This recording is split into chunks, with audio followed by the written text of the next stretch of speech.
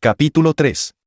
Persecuciones contra los cristianos en Persia. Habíanse esparcido el evangelio por Persia, los sacerdotes paganos, que adoraban al sol, se alarmaron en gran manera, y temieron la pérdida de aquella influencia que hasta entonces habían mantenido sobre las mentes y posesiones de las gentes. Por ello, consideraron conveniente quejarse ante el emperador de que los cristianos eran enemigos del Estado, y que mantenían una correspondencia traicionera con los romanos, los grandes enemigos de Persia. El emperador Sapurs, de natural adverso al cristianismo, creyó con facilidad lo que se le decía contra los cristianos, y dio orden de que fueran perseguidos por todas las partes de su imperio. Debido a este edicto, muchas personas de eminencia en la Iglesia y en el Estado cayeron mártires ante la ignorancia y ferocidad de los paganos. Constantino el Grande, informado de las persecuciones en Persia, escribió una larga carta al monarca persa, en la que le narraba la venganza que había caído sobre los perseguidores, y el gran éxito que habían gozado los que se habían detenido de perseguir a los cristianos. Refiriéndose a sus victorias sobre emperadores rivales de su propia época, le dijo: sometí a esto solo gracias a mi fe en Cristo, por ello Dios fue mi ayudador, dándome la victoria en la batalla, y haciéndome triunfar sobre mis enemigos. Del mismo modo me ha ensanchado los límites del Imperio Romano, de modo que se extiende desde el océano occidental hasta casi los confines del oriente, y por estos dominios ni he ofrecido sacrificios a las antiguas deidades, ni he empleado encantamientos ni adivinaciones, solo he ofrecido oraciones al Dios omnipotente, y he seguido la cruz de Cristo. Y me regocijaría si el trono de Persia hallara también gloria abrazando a los cristianos, de modo que tú conmigo, y ellos contigo, podamos gozar de toda dicha. Como consecuencia de esta apelación, la persecución acabó por entonces, pero se renovó en años posteriores cuando otro rey accedió al trono de Persia. Persecuciones bajo los herejes arrianos. El autor de la herejía arriana fue Arrio, natural de Libia y sacerdote de Alejandría, que en el 318 después de Cristo comenzó a hacer públicos sus errores.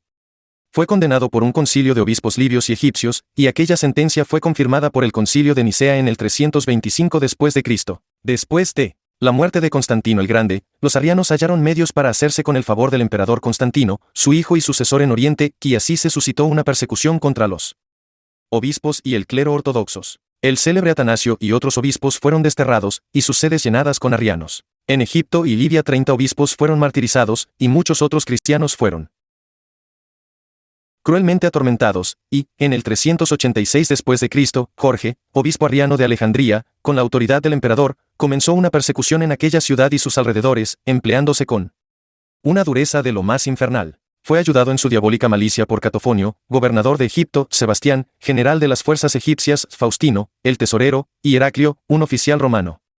Las persecuciones se endurecieron de tal forma que el clero fue empujado fuera de Alejandría, sus iglesias fueron cerradas, y las crueldades practicadas por los herejes arrianos fueron tan grandes como las que habían sido practicadas por los idólatras paganos. Si alguien acusado de ser cristiano se daba a la fuga, toda su familia era muerta, y sus bienes confiscados. Persecución bajo Julián el Apóstata. Este emperador era hijo de Julio Constancio, y sobrino de Constantino el Grande. Estudió las bases de la gramática bajo la inspección de Mardonio, un eunuco pagano de Constantinopla. Su padre le envió algún tiempo después a Nicomedia, para que fuera instruido en la religión cristiana por el obispo Eusebio, su pariente, pero sus principios estaban corrompidos por las perniciosas enseñanzas de Eusebio el retórico, y del mago Máximo. Al morir Constantino en el año 361, Julián le sucedió, y tan pronto llegó a la dignidad imperial renunció al cristianismo y abrazó el paganismo, que durante algunos años había caído en general desfavor. Aunque restauró el culto idólatra, no emitió ningún edicto público contra el cristianismo. Llamó de nuevo a todos los paganos desterrados, permitió el libre ejercicio de la religión a todas las sectas, pero privó a todos los cristianos de cargos en la corte, en la magistratura o en el ejército. Era casto, templado, vigilante, laborioso y piadoso, pero prohibió a todos los cristianos mantener escuelas o seminarios públicos de enseñanza, privando a todo el clero cristiano de los privilegios que les había concedido Constantino el Grande. El obispo Basilio se hizo famoso al principio por su oposición al arrianismo, lo que atrajo sobre él la venganza del obispo arriano de Constantinopla. De la misma manera se opuso al paganismo. En vano los agentes del emperador trataron de influir sobre Basilio mediante promesas, amenazas y potros, se mantuvo firme en la fe, y fue dejado en la cárcel para que padeciera otros sufrimientos cuando el emperador llegó accidentalmente a Anquira. Julián decidió interrogarle él mismo, y cuando aquel santo varón fue hecho comparecer ante él, hizo todo lo posible para disuadirle de que perseverara en la fe. Basilio, sin embargo, no solo se mantuvo tan firme como siempre, sino que con espíritu profético predijo la muerte del emperador, y que sería atormentado en la otra vida. Encolerizado por lo que había oído, Julián ordenó que el cuerpo de Basilio fuera desgarrado cada día en 7 diferentes partes, hasta que su piel y carne quedaran totalmente destrozados.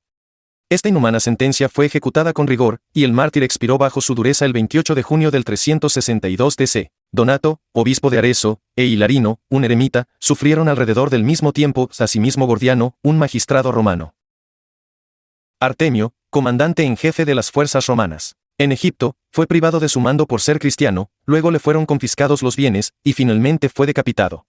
Esta persecución persistió de manera terrible durante el final del año 363, sin embargo. Debido a que muchos detalles no nos han sido transmitidos, será necesario señalar en general que en Palestina muchos fueron quemados vivos, otros fueron arrastrados por los pies por las calles. Desnudos, hasta expirar, algunos fueron hervidos hasta morir, muchos apedreados, y grandes números de ellos apaleados en la cabeza con garrotes hasta derramarles los sesos. En Alejandría fueron innumerables los mártires que sufrieron por la espada, el fuego, la crucifixión y la lapidación. En Resuse, varios fueron destripados, y, poniendo maíz en sus vientres, fueron entregados a los cerdos, los cuales, al devorar el grano, también devoraban las entrañas de los mártires. En Tracia, Emiliano fue quemado en la hoguera, y Domicio asesinado en una cueva, a la que había huido para ocultarse. El emperador, Julián el Apóstata, murió de una herida recibida en su expedición contra Persia, en el 363 después de Cristo, y mientras expiraba lanzó las más horrendas blasfemias. Fue sucedido por Joviano, que restauró la paz de la Iglesia. Después de la muerte de Joviano, Valentiniano sucedió en el imperio, asociándose a Valente, que tenía el mando de Oriente, y que era arriano, y con una disposición implacable y perseguidora. La persecución de los cristianos por los godos y los vándalos. Habiendo muchos godos escitas abrazado el cristianismo para la época de Constantino el Grande, la luz del Evangelio se extendió de manera considerable en Escitia, aunque los dos reyes que gobernaban aquel país, así como la mayoría del pueblo, seguían siendo paganos. Fritegem, rey de los visigodos, era aliado de los romanos, pero Atanarico, rey de los ostrogodos, estaba en guerra contra ellos. Los cristianos vivían sin molestias en el reino del primero, pero el segundo, que había sido vencido por los romanos, lanzó su venganza contra sus súbditos cristianos, comenzando sus demandas paganas en el año 370. Los godos eran de religión arriana, y se llamaban cristianos, por ello, destruyeron todas las estatuas y templos de los dioses paganos, pero no hicieron daño a las iglesias cristianas ortodoxas. Alarico tenía todas las cualidades de un gran general. A la desenfrenada temeridad de los bárbaros godos añadía el valor y la destreza del soldado romano. Condujo sus fuerzas a Italia atravesando los Alpes, y aunque fue rechazado durante un tiempo, volvió después con una fuerza irresistible. El último triunfo romano. Después de esta afortunada victoria sobre los godos, se celebró un triunfo, como se llamaba, en Roma. Durante cientos de años se había concedido este gran honor a los generales victoriosos al volver de una campaña victoriosa. En tales ocasiones la ciudad era dada durante días a la marcha de tropas cargadas de botín, y que arrastraban tras sí a prisioneros de guerra, entre los que a menudo había reyes cautivos y generales vencidos. Este iba a ser el último triunfo romano, porque celebraba la última victoria romana, aunque había sido ganada por Stílico, el general. Fue el emperador Niño Honorio quien se arrogó el triunfo, entrando en Roma en el carro de la victoria, y conduciendo hasta el Capitolio entre el clamor del populacho. Después, como se solía en tales ocasiones, hubo combates sangrientos en el Coliseo, donde gladiadores, armados con espadas y lanzas, luchaban tan furiosamente como si estuvieran en el campo de batalla. La primera parte del sangriento espectáculo había terminado, los cuerpos de los muertos habían sido arrastrados fuera con garfios, y la arena enrojecida había sido cubierta con una capa nueva, limpia. Después de esto, se abrieron los portones en la pared de la arena, y salieron un número de hombres altos, apuestos, en la flor de su juventud y fuerza. Algunos llevaban espadas, otros tridentes y redes. Dieron una vuelta alrededor de la pared, y, deteniéndose delante del emperador, levantaron sus armas extendiendo el brazo, y con una sola voz lanzaron su saludo. Ave, César, morituri te salutant. Ave, César, los que van a morir te saludan. Se reemprendieron los combates, los gladiadores con redes trataban de atrapar a los que tenían espadas, y cuando ello sucedía daban muerte, implacables, a sus antagonistas con el tridente. Cuando un gladiador había herido a su adversario, y lo tenía yaciente impotente a sus pies, miraba a los anhelantes rostros de los espectadores y gritaba, «Oh Cabet! Lo tiene, coma». Esperaba el capricho de los espectadores para matar o dejar con vida. Si los espectadores le extendían la mano con el pulgar para arriba, el vencido era sacado de allí, para que se recuperara, si era posible, de sus heridas. Pero si se daba la fatal señal de pulgar abajo, el vencido debía ser muerto, y si éste mostraba mala disposición a presentar su cuello para el golpe de gracia, se gritaba con escarnio desde las galerías, «Recipe ferem». Recibe el hierro. Personas privilegiadas de entre la audiencia incluso descendían a la arena, para poder contemplar mejor los estertores de alguna víctima inusualmente valiente, antes de que su cuerpo fuera arrastrado hacia la puerta de los muertos. El espectáculo proseguía. Muchos habían sido muertos, y el populacho, excitado hasta lo sumo por el valor desesperado de los que seguían luchando, gritaba sus vítores. Pero de repente, hubo una interrupción. Una figura vestida rudamente apareció por un momento entre la audiencia, y luego saltó atrevidamente a la arena. Se vio que era un hombre de aspecto rudo pero impresionante, con la cabeza descubierta y con el rostro tostado por el sol. Sin dudarlo un momento, se dirigió a dos gladiadores enzarzados en una lucha de vida o muerte, y poniendo las manos encima de uno de ellos lo reprendió duramente por derramar sangre inocente, y luego, volviéndose hacia los miles de rostros airados que le miraban, se dirigió a ellos con una voz solemne y grave que resonó a través del profundo recinto.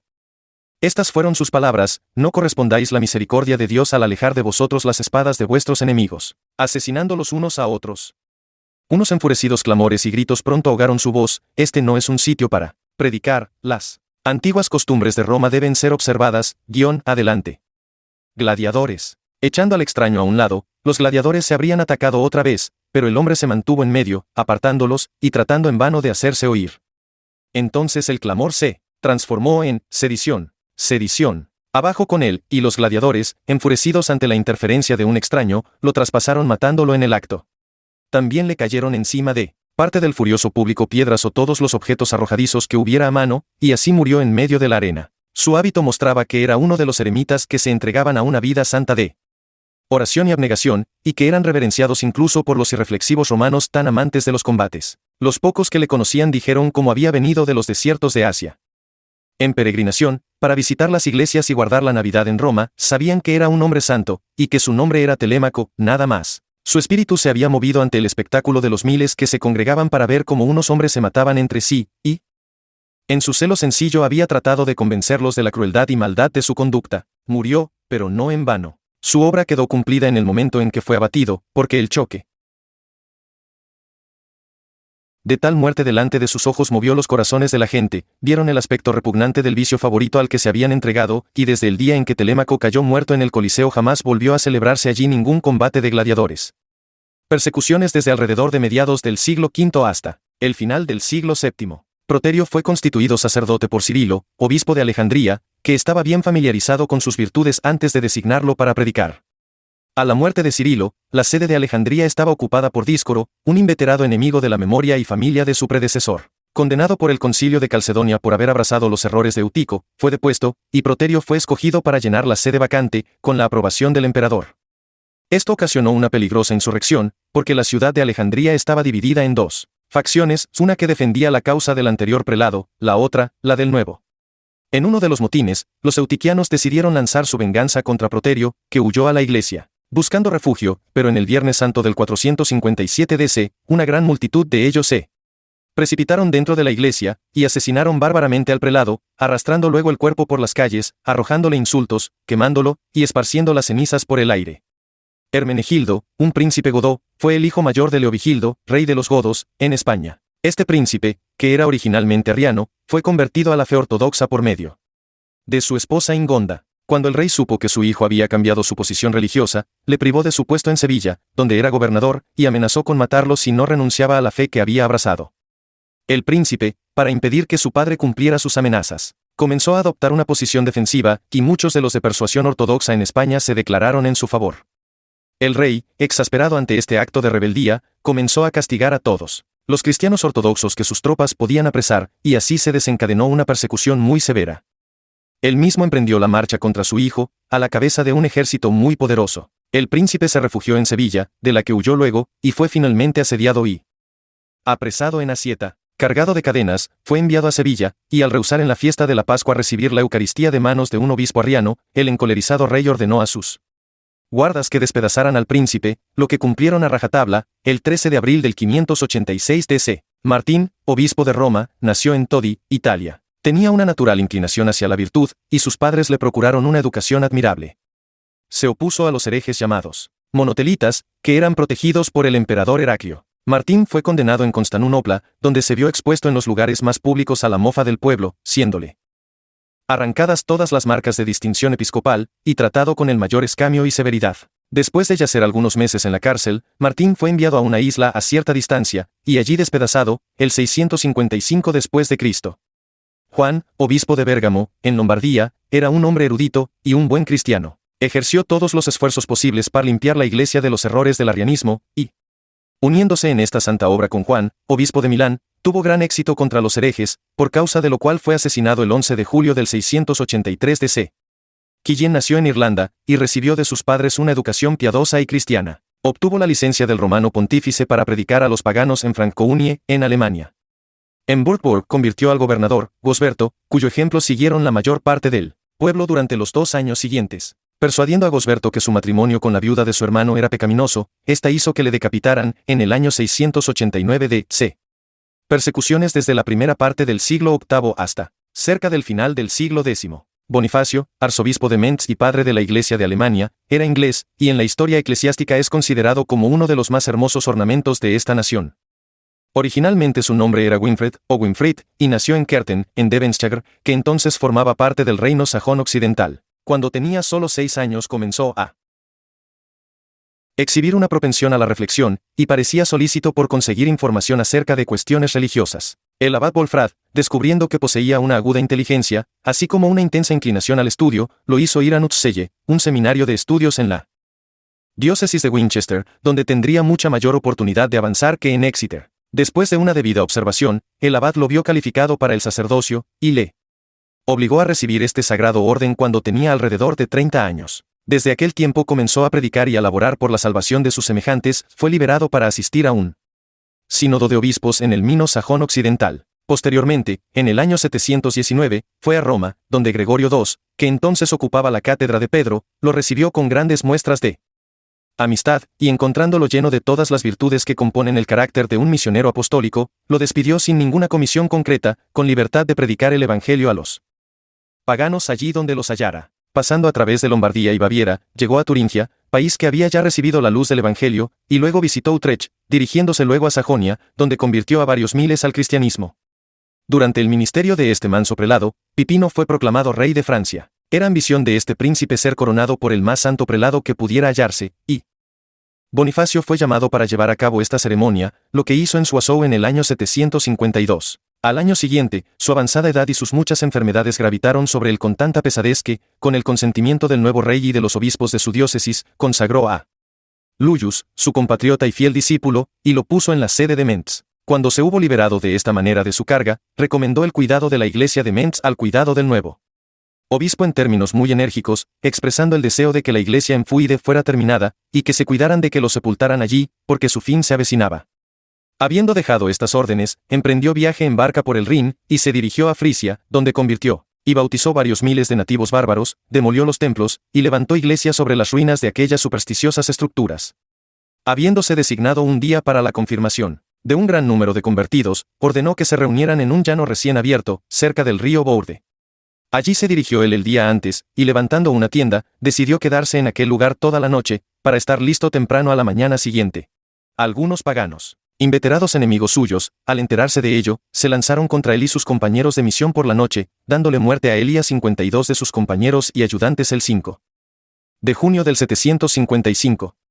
Así cayó el gran padre de la iglesia alemana, la honra de Inglaterra, y la gloria de la edad en que vivió. En el año 845, 42 personas de Armoria en la Alta Frigia fueron martirizadas por los sarracenos, y las circunstancias de este suceso fueron como sigue. En el reinado de Teófilo, los sarracenos devastaron muchas zonas del Imperio Oriental. Logrando considerables victorias sobre los cristianos, tomaron la ciudad de Armoria, y un número de personas sufrieron martirio. Flora y María, 2 distinguidas damas, sufrieron martirio al mismo tiempo. Perfecto era natural de Córdoba, en España, y fue criado en la fe cristiana. Teniendo un genio vivo, se hizo maestro de toda la literatura útil y amena de aquella época, y al mismo tiempo no era tan célebre por sus capacidades como admirado por su piedad. Al final tomó órdenes sacerdotales, y ejecutó los deberes de su oficio con gran asiduidad y exactitud. Al declarar en público que Mahoma era un impostor, fue sentenciado a ser decapitado, y fue ejecutado el 850 después de Cristo. Después de ello su cuerpo fue honrosamente enterrado por los cristianos. Adalberto, obispo de Praga, natural de Bohemia, después de haberse visto envuelto en muchas penalidades, comenzó a dirigir sus pensamientos a la conversión de los infieles, para cuyo fin se dirigió a Danzig, donde convirtió y bautizó a muchos. Esto enfureció tanto a los sacerdotes paganos, que se lanzaron contra él y le dieron muerte con dardos. Esto sucedió el 23 de abril del 997 DC. Persecuciones en el siglo XI. Alfago, arzobispo de Canterbury, descendía de una familia de alcurnia en Gloucestershire y recibió una educación correspondiente a su ilustre nacimiento. Sus padres eran dignos cristianos, y Alfago pareció heredar sus virtudes. Al quedar vacante la sede de Winchester por la muerte de Wold Dunstan, el arzobispo de Canterbury, y primado de toda Inglaterra, consagró a Alfago para el obispado. Vacante, para general satisfacción de todos los pertenecientes a la diócesis. Dunstan tenía una veneración extraordinaria por Alfago, y, cuando estaba para morir, hizo una ferviente oración a Dios para que él pudiera sucederle en la sede de Canterbury, y esto así sucedió, aunque no hasta 18 años después de la muerte de Dunstan en 1006. Después que Alfago hubiera regido la sede de Canterbury durante unos 4 años, con gran crédito para sí y beneficio para el pueblo, los daneses lanzaron una incursión en Inglaterra, y pusieron sitio a Canterbury. Al saberse los propósitos de ataque contra esta ciudad, muchas de las personas principales huyeron de ella, e intentaron persuadir a Alfago para que hiciera lo mismo. Pero él, como buen pastor, no quiso dar oídos a tal propuesta. Mientras se dedicaba a ayudar y a alentar al pueblo, Canterbury fue tomada al asalto, el enemigo se precipitó dentro de la ciudad, destruyendo a todos los que encontraban, por el fuego y por la espada. Entonces tuvo la valentía de dirigirse al enemigo, y ofrecerse a ellos como más digno de su ira que el pueblo. Les rogaba que perdonaran al pueblo, y que descargaran toda su furia sobre él. Entonces lo tomaron, ataron sus manos, lo insultaron y escarnecieron brutal y bárbaramente, y lo obligaron a quedarse presente hasta que quemaron su iglesia y dieron muerte a los monjes. Luego diezmaron a todos los habitantes, tanto clérigos como laicos, dejando solo una 10ª parte de las personas con vida, dieron muerte así a 7.236 personas, dejando solo a 4 monjes y 800 laicos vivos. Tras lo cual encerraron al arzobispo en una mazmorra, donde le tuvieron bajo estrecha guardia durante varios meses. Durante este encierro le propusieron ganar su libertad mediante un rescate de 3.000 libras. Y que persuadiera al rey que comprara la salida de ellos del reino por una suma adicional de 10.000 libras. Como las circunstancias de Alfago no le permitían satisfacer una exigencia tan desorbitada, lo ataron y le aplicaron atroces tormentos, para obligarle a revelar el tesoro de la iglesia, le aseguraron que si lo hacía le darían su vida y libertad. Pero el prelado persistió piadosamente en rehusar dar a los paganos ninguna información acerca de ello. Lo volvieron a mandar a la mazmorra, lo confinaron otros 6 días, y luego, llevándolo preso con ellos a Greenwich, lo sometieron allí a juicio. Siguió el inflexible con respecto al tesoro de la iglesia, exhortándoles en cambio a que abandonaran su idolatría y a que abrazaran el cristianismo. Esto enfureció de tal modo a los daneses que los soldados lo sacaron del campamento, golpeándolo implacablemente. Uno de los soldados, que había sido convertido por él, sabiendo que sus dolores se prolongarían mucho tiempo, por cuanto su muerte estaba decidida, actuó con una especie de bárbara compasión, cortándole la cabeza, y poniendo así punto final a su martirio, el 19 de abril del 1012 DC. Esto aconteció en el mismo lugar en que se levanta ahora la iglesia de Greenwich, dedicada a él. Después de su muerte, su cuerpo fue echado al Támesis, pero, hallado al día siguiente, fue enterrado en la Catedral de San Pablo por los obispos de Londres y Lincoln. Desde allí Ethelmot lo llevó, en el año 1023, a Canterbury, que era obispo de esta provincia. Gerardo, veneciano, se dedicó al servicio de Dios desde su más tierna infancia, entró en una casa religiosa por un cierto tiempo, y luego decidió peregrinar a Tierra Santa. Pasando a Hungría, conoció a Esteban, el rey de aquel país, que le hizo obispo de Chonaz. Al ser depuestos Obo y Pedro, sucesores de Esteban, Andrés, hijo de Ladislao, primo hermano de Esteban, recibió la promesa de que le sería dada la corona, bajo la condición de que emplearía su autoridad para extirpar de Hungría la religión cristiana. El ambicioso príncipe aceptó la propuesta, pero al ser Gerardo informado de este impío cambalache, consideró su deber protestar contra la enormidad del crimen de Andrés, y persuadirle a retirar la promesa. Con este fin, emprendió visitar al rey, acompañado por 3 prelados, llenos de celo por la religión. El nuevo rey estaba en Alba Regalis, pero cuando los 4 obispos iban a cruzar el Danubio, fueron detenidos por una partida de soldados destacados allí. Soportaron pacientes un ataque con piedras, y luego los soldados los apalearon sin misericordia, y al final les dieron muerte a lanzadas. Sus martirios acontecieron en el año 1045. Estanislao, obispo de Cracovia, descendía de una ilustre familia polaca. La piedad de sus padres era igual a su opulencia, y ésta la sometían a todos los propósitos de la caridad y benevolencia. Estanislao estuvo un cierto tiempo indeciso acerca de si debía abrazar la vida monástica, o si debía dedicarse a la clerecía secular. Finalmente quedó persuadido de esto último. Por Lambert Sule, obispo de Cracovia, que le dio órdenes sagradas, y lo hizo canónigo de su catedral. Lamberto murió el 25 de noviembre del 1071, cuando todos los interesados en la elección de un sucesor se declararon por Estanislao, y este sucedió a la prelatura. Bolislao, el segundo rey de Polorúa, tenía de natural muchas buenas cualidades, pero dando rienda suelta a sus pasiones, cometió muchas atrocidades, y al final mereció el apelativo de el cruel. Solo Estanislao tuvo la oportunidad de confrontarlo con sus faltas cuando, aprovechando una oportunidad en privado, le expresó abiertamente la enormidad de sus crímenes. El rey, sumamente exasperado ante sus repetidas libertades, decidió al final terminar con un prelado tan fiel. Enterándose un día que el obispo estaba a solas, en la capilla de San Miguel, a poca distancia de la ciudad, envió a algunos soldados para asesinarlo. Los soldados emprendieron de buena gana la sanguinaria tarea, pero, al llegar a la presencia de Estanislao, el venerable aspecto del prelado los amedrentó de tal manera que no pudieron llevar a cabo lo prometido. Al volver ellos y saber el rey que no habían obedecido sus órdenes, se lanzó violentamente sobre ellos, arrebató una daga de uno de ellos, y se dirigió furioso a la capilla, donde, hallando a Estanislao ante el altar, le hundió el arma en el corazón. El prelado murió instantáneamente. Esto sucedió el 8 de mayo del 1079 DC.